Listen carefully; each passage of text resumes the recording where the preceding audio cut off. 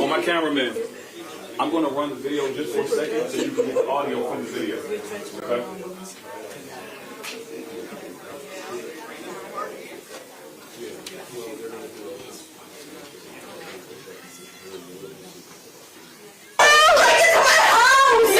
I'm sorry, give me 1 second.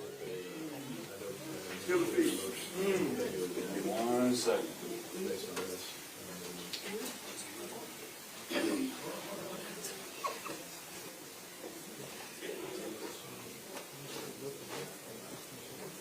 Okay, you should be getting audio now. This would be open by now, by the way, if it wasn't. So, Hot? Or is it way too hot? Got it. That's all I need to know.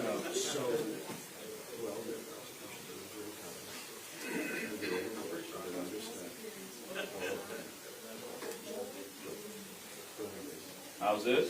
the apartment.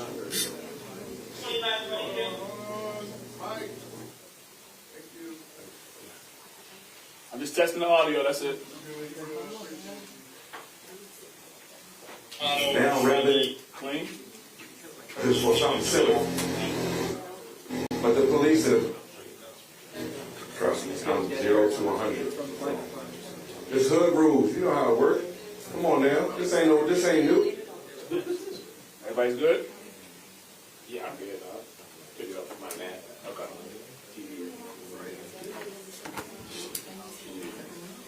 Yeah, this ain't new. Ain't new. Access.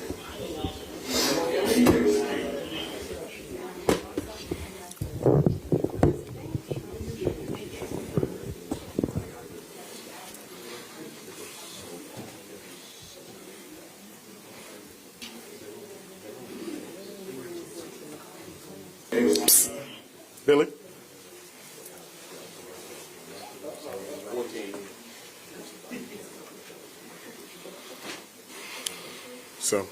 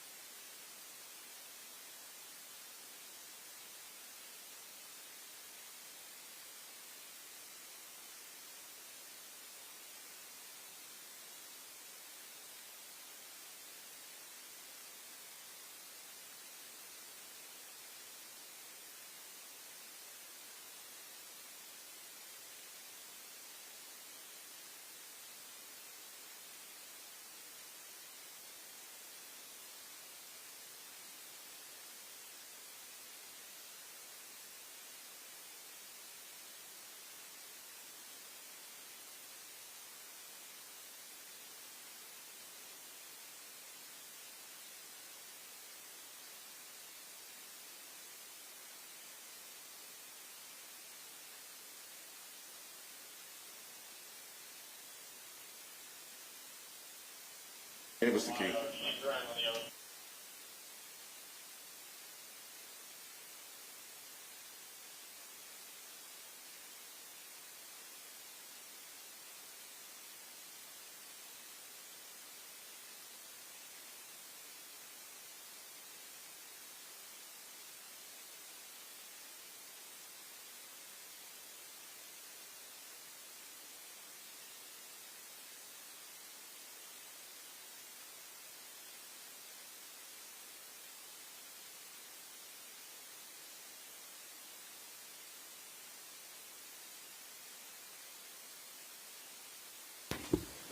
Is that better? Ah, okay. Thanks, Mike. Good afternoon, everybody. My name is Billy Murphy, and I'm a lawyer. And I am pleased to be joined by one of our best trial lawyers, Malcolm Ruff, And I want to thank our partners and friends for joining us today, starting with NAACP State Conference Executive Board member Nashona Kess. Ms. Kess, would you raise your hand? And likewise for everybody else. CASA lead organizer Jorge Benitez. Jorge, would you raise your hand? The Coalition of Concerned Mothers of Prince George's County, would the rep raise her hand? And the ACLU of Maryland. We want to thank all of them for coming out here, and I want to introduce you to our clients. And as I mentioned your name, would you please raise your hand? Ms. Erica Umana, Ms. Erika Irazo Sanchez, Ms. Derry Amaya Benitez, and Mr. Brandon Cuevas. Did I get the pronunciations right? Almost. Almost. Now, today we stand before you to announce that we have filed a $16 million lawsuit to recover damages from the Prince George's County Police Department. Our complaint alleges that our clients, Ms. Umana, Ms. Sanchez, Ms. Benitez, and Mr. Cuevas, were deprived of their basic Fourth Amendment rights and forcibly, at the hands of the Prince George's County Police, suffered life-changing trauma after 3 officers illegally, without a warrant, entered their home, brutalized them, falsely arrested them, threatened them, and killed Ms. Umana's beloved dog, Hennessy, right in front of them on June 2nd, 2021. We're going to show you a tape, and it's an ugly situation, deserving of every penny that we're demanding from the county. And we're here to make known that the Prince George's County Police Department has not yet completed the job of reform. They still do ugly things to citizens.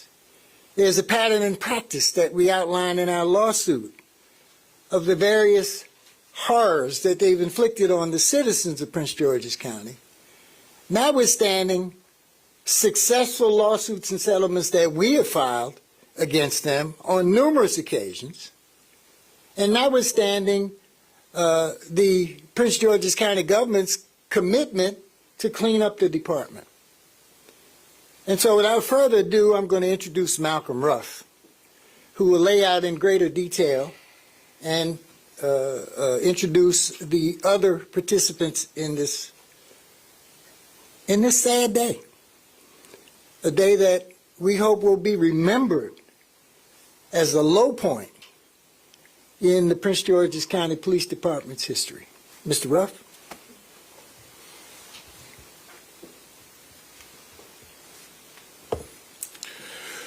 Thank you, Billy.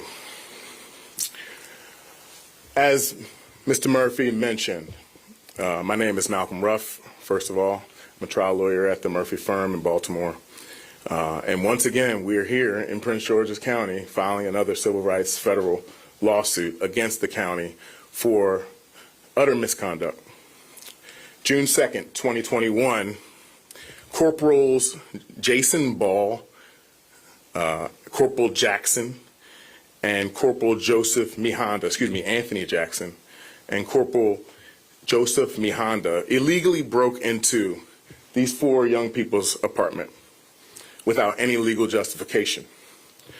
Astoundingly, these PGPD officers broke into their home by obtaining the master key from a maintenance worker at their apartment complex, all just to investigate an alleged dog biting incident. What happened after that was nothing short of utter chaos created solely by these brazen, retaliatory, and completely unauthorized actions of these disrespectful officers. Unlike the numerous cases that Mr. Murphy mentioned before that we've brought against the county, in this situation, this incident was captured not only on cell phone, but also on body-worn camera. And so at this time, I'm going to play a compilation of just some of the footage of this heinous incident, which these 4 brave young folk were forced to endure.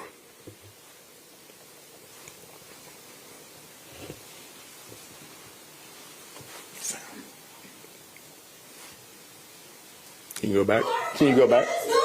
Mike, can you go back? This would be open. This would be Can open. you go all the way back to the beginning? It's open all the time. Because you're trespassing. Use your phone and Thank you. Google trespassing. What? Google those words. Google them. And I'll be paid. Call maintenance, say goodbye, have them go in your apartment. All because they don't want to answer questions. Now, how are you, sir? We need access to one of the apartments here. Now, rather than taking the dollars, you about to catch charges for something silly. But the police are the back now, right? Trust me, I'm 0 to 100. So, there's hood rules. You know how it works. Come on now, this ain't new. Access.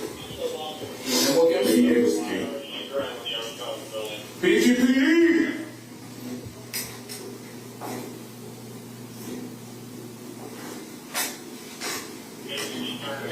Hey, PGPD. PGPD, you coming out? We coming in. Make up your mind. I don't need a woman. You got proper calls. Maintenance, open the door. You take that issue with them. Hey. Come on out. Come on out. Come on out. Come on out. Come on out. Come on out. Come on out. I'm right here. Come on, all the way out. All the way out. From what? All the way out. Let's go. You don't have a warrant. I'm gonna call it. No.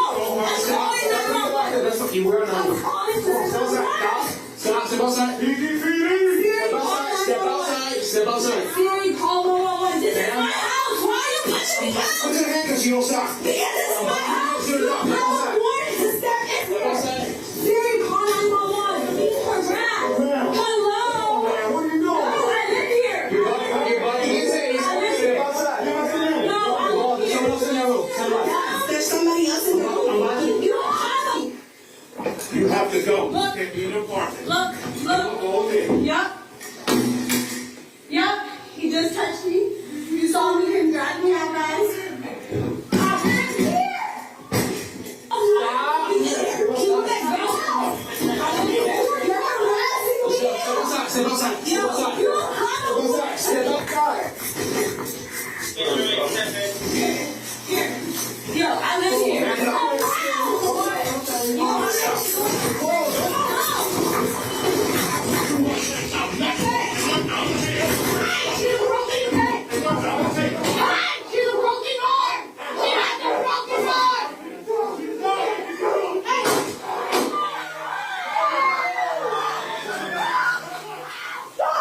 Just leave it alone.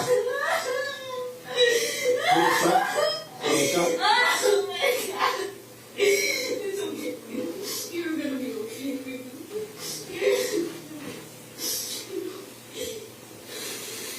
What's what happens when you answer questions? It's okay. Can you answer your question? These children these days, man.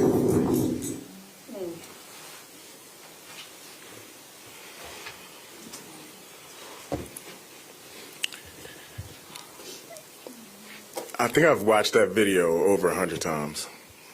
And even today, it's very difficult to watch. I've gotten to know these young people for the past 2 years. And there is no reason under the sun that they should have ever been treated the way that the county police treated them. This all started because of an alleged incident of a dog bite, which is not a crime.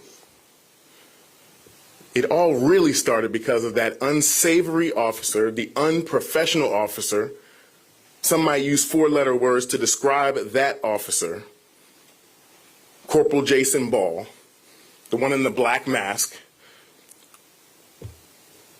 who came to that location, this apartment complex, looking to be a problem, looking to violate these people, looking to violate anyone. He was very clear from the very beginning. When he arrived on scene, he came across Erica Sanchez, and he started to harass her. He accused her of trespassing on the property. He didn't even know who she was or whether she was involved with why he was there.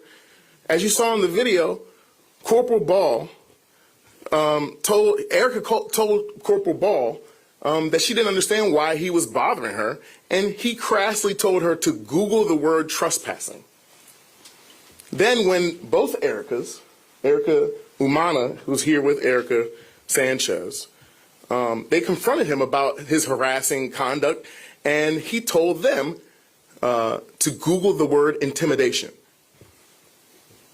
So then Officer Mihanda arrives as the Ericas are leaving. The officers knock on our client's door, and as they wait, you heard the officer say, and we can play it back if necessary, but he says, "This would be open, by the way, now, if it wasn't for," and he points at his chest where his body camera is. Then he says, "I used to open them all the time." This was not an isolated incident. Corporal Ball was referring to opening the door, and he had done this on numerous occasions before. When they received no answer, Corporal Ball stated verbatim, "Now I'm going to be petty. Call maintenance, stand by, have them go in the apartment, all because they don't want to answer questions." They went back outside, they flagged down a maintenance worker, they requested that he get them the master key, and he came back and gave them the master key so that they could get in. But while they waited for him, you heard them say some other things. Corporal Ball says, and he's actually talking to the cousin of the alleged dog bite victim, who was the woman that was in that shot. "Now, rather than taking the dogs, you're about to catch charges for something silly, but the police are the bad guys." What charges? There was no crime committed. He said, "It's hood rules. You know how it works. Come on, this ain't new." Is this the kind of policing that you expect from your county police officers? Someone who, while on the scene, says, "Trust me, I'm 0 to 100. They then called Corporal Jackson to come back them up at the scene. Once they got the key, they went back to our client's apartment and got no answer at the door again. And Officer Mihanda casually, with no hesitation, opens illegally the home of these 4 young people with no warrant. And it's important to note that based on Fourth Amendment law, from this very moment forward, because they were then illegally in our client's home, every use of their police authority from that point on was unlawful because they were unlawfully on this premises. These officers should have known that, but they simply didn't care. And they clearly were not trained thoroughly in the authority that they had under the Fourth Amendment. Once they got inside, they started yelling at Diary and Brandon through the bedroom door for them to come out. And Diary, properly, who's not a police officer, she's not a lawyer, she said, "Do you have a warrant?" Officer Mihanda responds, "We don't need a warrant. We have probable cause." Well, let us be very clear right now. They did not have any probable cause as to any crime. And then Corporal Ball said that the maintenance worker had actually let them in. But that was a lie. It was Officer Mihanda. Diary ended up coming out of the bedroom, but not before calling the Ericas who had walked out of the apartment complex to come back because the police were in their house. And she had no idea why. You see in the video, Officer Mihanda grab and wrench Diary's arm behind her back while she's protesting. "You don't have a warrant. I'm about to call 911. This is my house. Why are you pushing me out?" The Ericas then come back to the house. Erica Sanchez walks right into the house, right past Corporal Ball, and the other officers order her to get out of her own place. When she didn't, Corporal Ball, as you saw, forcibly grabs her, pushes her out of her own place into the hallway and locks her out. Corporal Jackson is on the other side of the door, holding the door closed. So then Mihanda tries to push Diary out of the apartment as well, but she refuses. He grabs her and pushes her, as you saw, up onto the kitchen counter, and then throws her onto the floor and yells, "I'm not the one. I'll knock you out." What kind of attitude is that for a police officer to have? Not a police officer that's going to abide by the law. The Ericas heard that and squeezed past Corporal Jackson into the apartment. Ball instructed Jackson to arrest Erica Umana, so he grabbed her, and as you saw, he slams her onto her butt. And that's when you hear Diary yelling, she has a broken arm, trying to get these officers to show some sort of compassion, some sort of humanity. Instead, Corporal Ball points his taser directly in Erica Umana's face. Brandon heard the commotion. He comes out of the bedroom. And as he comes out, their dog Hennessy also slips out of the door. And she trots right past Officer Mihanda. So there was no fear of her attacking. If she was going to attack someone, she would have attacked Corporal Mihanda right as she came out of the bedroom. She walks right past that officer. But these officers are so hyped up and panicked, and they yell, get the dog. Or maybe it was even, I thought I heard them say, shoot the dog. And suddenly, they shoot poor Hennessy in the back with their surface weapons, Corporal Jackson and Officer Mihanda. And Corporal Ball shot her with a taser. And then you hear Erica and Diary wailing in anguish. You see in the video that Hennessy didn't attack anyone. Erica trying to comfort Hennessy, but she was permanently paralyzed and had to be put down. The officers then falsely arrested them, placed them in PG County squad cars for over an hour, and then realized, wait a minute, they haven't committed a crime, and had to let them go right there at the scene. But not before wrongfully detaining them for over an hour. And the thing that our clients remember the most about this incident is Corporal Ball's insensitive comment right after Hennessy had been shot. Well, that's what happens when you don't answer questions. They threw more salt in the wound. When they suspended Corporal Ball and Officer Mihanda because they realized that they had made an unauthorized entry into our client's home, but they suspended them with pay for the past 2 years. It wasn't even until September and October of this year that these officers were found guilty by a trial board of conduct unbecoming an officer. And their punishment has not been passed down. Further, their supervisors reviewed this incident for their uses of force and approved every use of force that you saw, every physical touching that they made of these people while they were unlawfully and illegally inside their home. The PG County supervisors approved every single one of them.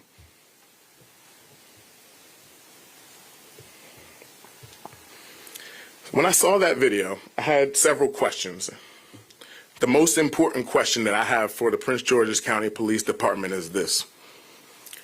What kind of police culture do you have to establish for an officer to feel comfortable enough to break into someone's home without a warrant, without any exception to the Fourth Amendment warrant requirement, without any suspicion that a felony has been committed or is about to be committed, and in fact, without any suspicion of any crime being committed by anyone? Where would any police officer develop the unmitigated gall to compel a maintenance worker to give them the key to someone's apartment and with guns drawn, burst into the most private and constitutionally protected places on the planet, somebody's home? That's what happened to our clients.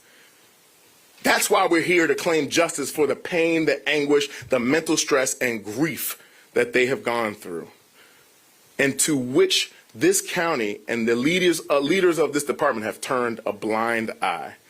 The Fourth Amendment is clear. The warrant requirement shall not be violated. That's why we filed this 11-count civil rights lawsuit this morning. It alleges federal civil rights violations, Maryland constitutional rights violations, false arrest, false imprisonment, assault and battery, negligence, gross negligence, negligent hiring and training and supervision, and trespass to real property. We are seeking compensatory damages, punitive damages, and injunctive relief, including enhanced Fourth Amendment training of the entire Prince George's County Police Department and the implementation of a mandatory, innovative, personal development training module to improve police community communications. We will not be quiet about these abuses. Our clients suffered, and justice must be served, and we are supported by community advocates who will stand with these young people throughout this legal battle.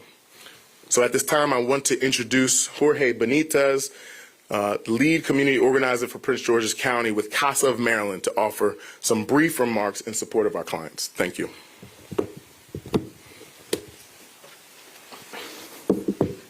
Thank you, Malcolm. Good afternoon. My name is Jorge Benitez Perez. I am the lead organizer for CASA in Prince George's County. CASA's mission is to build power and improve the lives of working class Black and brown communities we serve. Police abuse and police brutality is an issue we do not take lightly. CASA stands with Erika Humana, Erika Erazo Sanchez, Dairia Maya Benitez, Brandon Cuevas, and all Prince Georgians that are demanding peace and justice. We demand full accountability for the injustices committed by PGPD towards these young individuals who should have been protected, but instead were harmed by PGPD. CASA is here today, and we will also be here tomorrow, because we are not free until every single one of us is free. Thank you. And next, I'll call Nashana Kess, who is an executive member of the NAACP Maryland State Conference.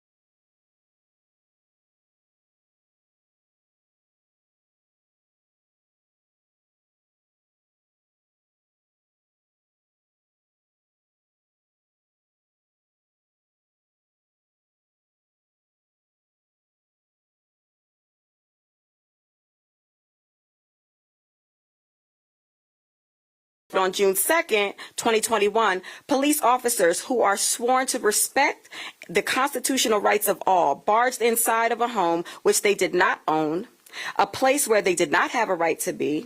They were not given consent, nor did they take the unmitigated necessary step to obtain a warrant, nor did they have any other legal reason to enter the home, yet they ignored all constitutional rights of the occupants when they entered the home, causing chaos and turmoil, and ultimately the death of the complainant's beloved dog. A dog that was simply barking because, hey, there were officers in their home, right? Without a badge, these officers would be trespassers. Without a badge, these officers would be called burglars. Without a badge, these officers will be called assailants. With a badge and without a warrant, they are trespassers. With a badge and without a warrant, they are burglars and assailants. Law enforcement officers should be held accountable when they break the law and cause harm to those who are affected, even while on the job. There must be a message sent that the county must do better through officer training, but also holding officers accountable and question for their illegal and unconstitutional actions, which can include up to termination. The county must push the message that bad actors, who are also police officers, will not be tolerated. These complainants not only lost their privacy and dignity, but they also lost their dog. The county must be held responsible for the damages that caused that were caused by the officers. This is why Maryland NAACP calls for civilian oversight of law enforcement in addition to police accountability boards. Thank you. Thank you so much, Attorney Kess. Now, I'd like to call someone who understands our client's pain personally, representing the Coalition of Concerned Mothers of Prince George's County.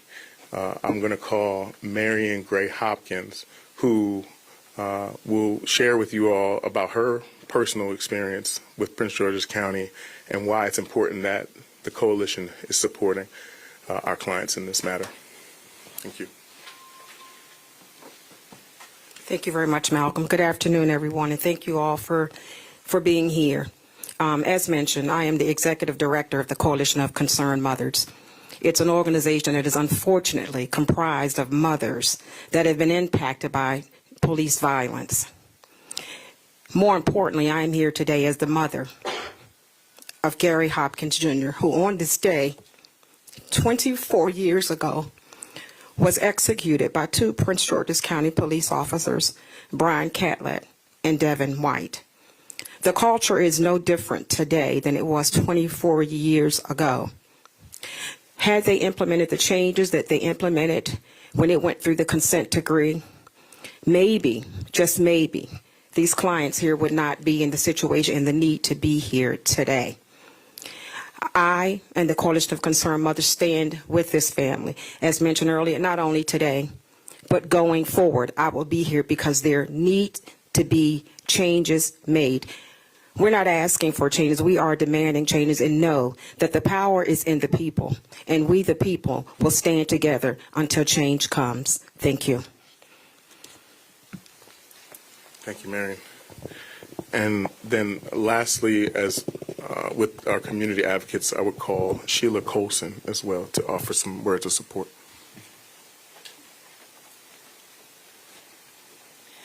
Good afternoon, everyone. My name is Sheila Colson, and I'm the parent of Officer Jakai Colson, who was murdered in 2016. And I came down to support this family because I know what they're going through. But I want to say thank God none of your lives were taken. Amen. Thank God for that. And I'm here because every time I hear something dealing with the police, I get an email, and I come down to support. Just like my son, Taylor Krause murdered my son. He was the police officer that shot my son, who was identifying himself. And Taylor Krause completely ignored. There were so many laws broken, so many rules broken that day when it came to my son. And the police department and the leaders of this community did nothing. He was not indicted, and then they held him on long enough to get 10 years to retire him. Nothing is ever done to these police officers who are with police brutality. This has been going on more than 24 years. I was born and raised in Washington, D.C., so I know what went on. Yeah. When my son decided to join the police department, I actually told him, you be careful, because Prince George's County Police Department, to me and to my family, even before his death, it's a racist department in Maryland. I don't care what ethnic leaders are in charge, they haven't done anything to clean up the police department. The police is supposed to be helpful, not beating you up, not killing you. Yeah. Their job is to protect, and they don't. Yeah. So I'm with you all the way, and I hope something is done. I think it was 2020 when the reform, they supposedly came out with a new 21 with a reform commission. Nothing's changed. So I want to thank Billy Murphy, and I want to thank Malcolm Ruff, because they were my attorneys too. Go get them. Appreciate you, Sheila. Thank you. I would like to lastly call, before Billy closes us out, one of our 4 clients who will speak on behalf of all of them about their experience and about how this has affected them. So I'll call Erica Irazo Sanchez. And all of you, please come on up.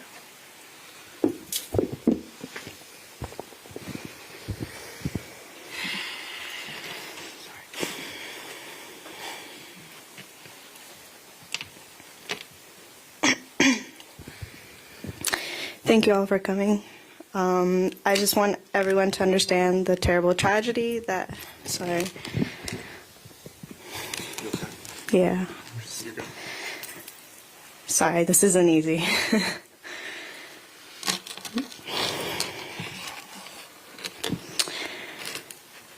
I just want everyone to understand the terrible tragedy that happened to us all. And Henny, and I will not stop telling her story until we get justice.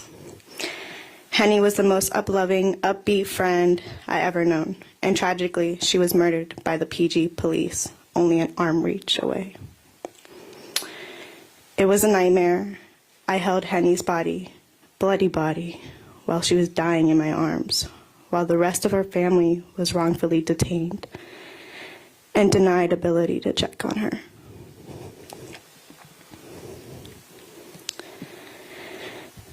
I no longer feel safe in the presence of the police officers, and I will never trust them ever again.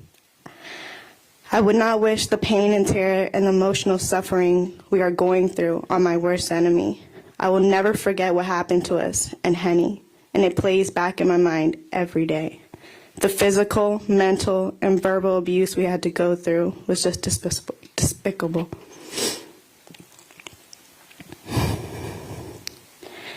Henny was a very special dog. She was a part of our family. She had a beautiful bond between us that can never be replaced.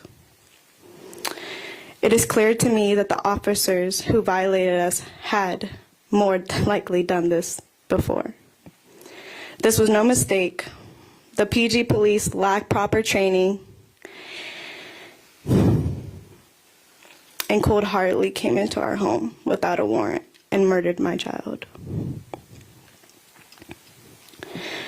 Nothing will ever make the pain go away, nor the hurtful memories of the abuse we had to endure. Now that you have seen for yourself for the PG PD mistreated us, I ask you to stand and support us and support our effort to hold the PG County accountable. This is not just about us, but it's about everyone who has suffered dearly at the hands of the PG County Police. Thank you.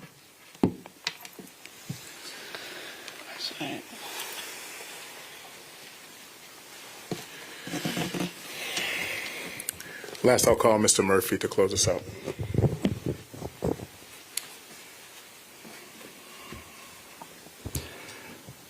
In roughly 1776, when some of you were still alive or born,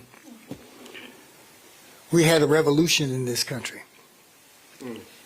And that revolution occurred in strong measure because the King of England loved to do this kind of stuff to its colonists. Break into their homes without a warrant, without probable cause, without justification, and they were called writs of assistance. The colonists were so outraged about this that we had the American Revolution.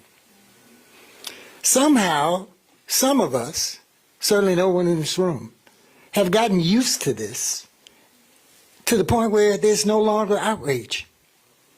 Business as usual. And the fact that these are brown people didn't help matters at all. And what puzzles me is knowing that they have body cameras on them that can record what they do and what they say. which reveals what they were thinking.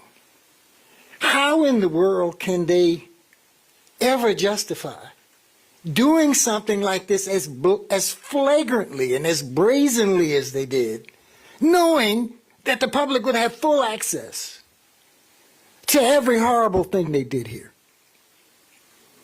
Well, the answer is this wrongful, ugly culture of policing in Prince George's County is so strong that they gave that no second thought. They just did it anyway. And they did it because they believed they could get away with it. And so far they have. But that's why we file lawsuits. And we want to hit them harder than ever this time because they haven't grown up. They haven't learned. They will not learn as long as we restrict our reaction to principles, good words, admonitions. Now, the day for those is over. We're just going to sue them until they stop doing it. And I pledge that to you, and Mr. Ruff pledges that to you. We won't stop doing this until they stop doing this. Thank you very much for coming out, and we will open the floor to questions. Were any of your clients asked any, I know you've edited the video, I haven't seen the whole body video, were they ever asked any civil questions? We're here for a dog bite. We understand you may have a dog that bit someone. Can we see your dog? No. Never. That ever happened? No. What you saw is the essence of what happened. We didn't leave anything important or significant out. You mentioned that they were detained. Were they ever charged with anything? Were they held and then released? They were never charged with anything. Even though they were accused of committing crimes during the incident. Yeah. Vaguely and generally. No, to be specific, they actually, in the body camera footage, you'll see that the officers alleged that these 4 people were the ones that assaulted the officers. One of them actually said that Erica Umana assaulted Corporal Jackson when she squeezed through the doorway to get into her own home. But they were not charged with anything because they hadn't committed a crime. And they actually talked about it afterwards. They knew what they had done was flagrant. They knew that it was illegal, but they did it anyway. Next question, please.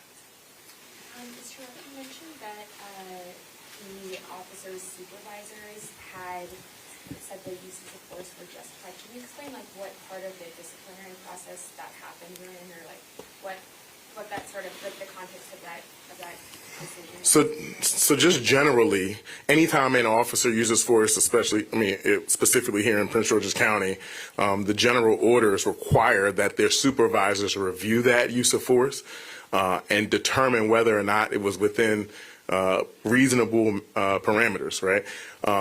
To ensure the quality of the policing that is being put onto the streets in our communities, right?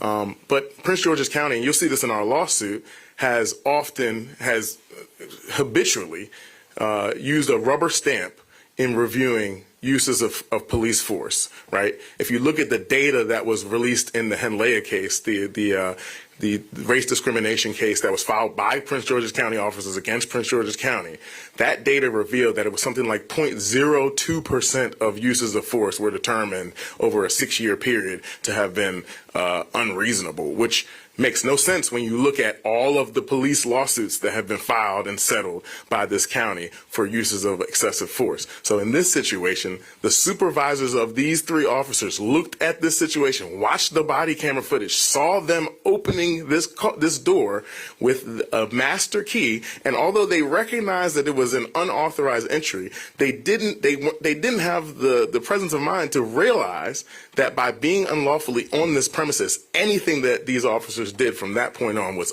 unlawful, illegal, and violated these young people's constitutional rights.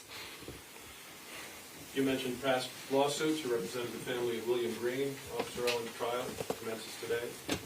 The jury selection opening arguments tomorrow. what could you say on behalf of that family?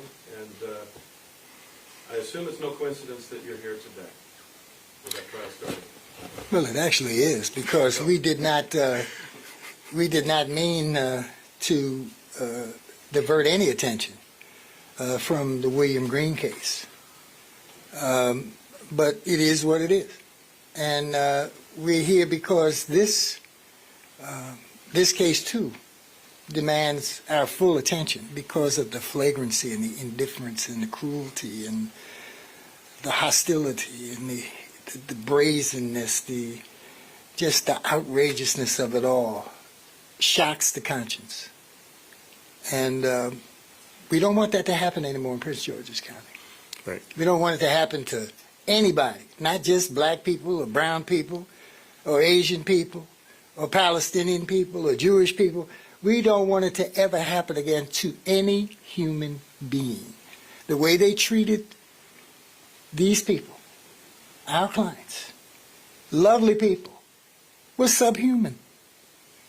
Subhuman.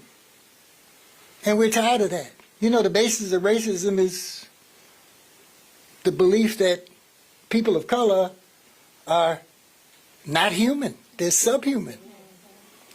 And that belief persists in many, many, many areas of this country. One of his names is Donald Trump, of course, but that's not why we're here. Well, let me just... What can you say on behalf of Mr. Green's family and all that as this trial commences as well? I was trying to avoid that, Brad. Well, what I would say is this. We won't speak about the trial, but what I will say is that we have alleged in this lawsuit, as we have in every single one of our previous lawsuits against the county, a pattern and practice of unlawful police conduct, whether it be excessive force, and in this case, unlawful searches and seizures, false arrest, and every single incident in the history of this police department builds to that pattern and practice. And of course, the acts of Corporal Michael Owen, not only against William Green, but also against our other clients that we settled a lawsuit in June of this year for $1.5 million for the 4 people that Owen brutalized in 2019, the 12 months before he shot and killed William Green. All of those cases are built on the fact that Prince George's County has turned a blind eye to the widespread police misconduct within this department, and that has harmed our clients. That has injured our clients. That depravity, that deliberate indifference to their rights is the reason why we're here today. It's not just about these line officers, these patrol officers who violated our clients. It's about the culture of this police department that fed into these officers believing exactly what Billy said, that they would not face any reprimand, that they could get away with it. And that's why we're here today, to make sure that they do not get away with it, and they shall not get away with it. Yes, sir. Have you represented any other clients, or this notion that they got the maintenance key? I'm curious if that is something that you had ever heard of or represented anybody for. And then my second question is a little bit more technical, legal, but given the can you just kind of square the circle of the probable cause that the officers, in your mind, thought they had versus the violation of the Fourth Amendment, given the circumstances of what they were investigating? They didn't think they had probable cause. They didn't think they needed probable cause. They didn't think that they needed a warrant. They thought that all they had to do was get the keys from the super and go in there brazenly. You saw that they didn't respect the length of time that it took for people to come to the door before they brazenly opened it on their own. They didn't give the occupants inside any advance warning. And so that's what happened here. Can you give me your first question again? And that is whether or not there's a history of, that we know of this kind of door opening by super. That's right. So not in Prince George's County, but in Baltimore, I actually handled a criminal case in Canton where a police officer called a maintenance man to the door in order to get inside to investigate the smell of marijuana. we filed a motion to suppress under the Fourth Amendment, and all of the CDS that was discovered in that case was suppressed from that trial. My client was found not guilty because it is a fundamental, basic civil right, right? This is not anything complex. This is the basics. This is like the text of the Fourth Amendment. The warrants must be obtained or you cannot go in. That is it. If there's no exception, then you are in violation of the Constitution, and that is exactly what these officers did. Any police officer should know this, and these officers certainly did know, or if they didn't know, that's even more proof of the systematic cultural issues in this department. Malcolm, do you have any knowledge of what happened with the IA investigation and whether charges were recommended to the state's attorney's office, and if anything, you're alleging they committed a crime by entering without a warrant? Did any criminal charges? To my knowledge, no criminal charges were ever brought. Do you know why? I do not. But I certainly will be looking to figure out in our discovery process as we move through this litigation. I just wanted to follow that up with the state's attorney's office has said that they didn't feel the officer's actions here met the threshold of criminal liability. I just wanted to get your response to that.